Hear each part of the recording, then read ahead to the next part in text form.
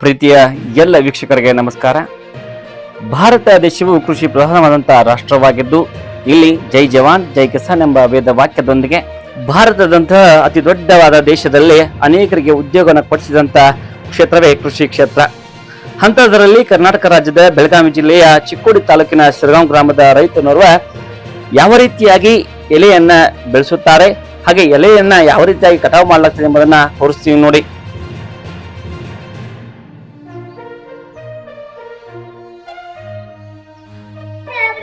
ಆಧುನಿಕ ಭಾರತದಲ್ಲಿ ನಮ್ಮ ರೈತಾಪಿ ವರ್ಗದವರು ಜೀವನ ಸಾಗಿಸಲಿಕ್ಕೆ ಪಡುವಂತ ಕಷ್ಟ ಅಷ್ಟಿಷ್ಟಲ್ಲ.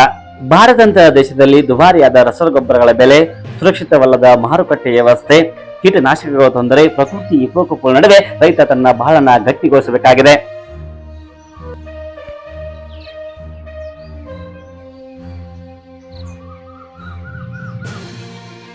ಅಂತದರಲ್ಲಿ ಸಿರಗಾಂವ್ ಗ್ರಾಮದ ರೈತನೋರ್ವ ತನ್ನ ಎಳೆ ತೋಟವನ್ನ ಯಾವ ರೀತಿಯಾಗಿ ಬೆಳೆಸಿದ್ದಾನೆ ನೀವೇ ನೋಡಿ.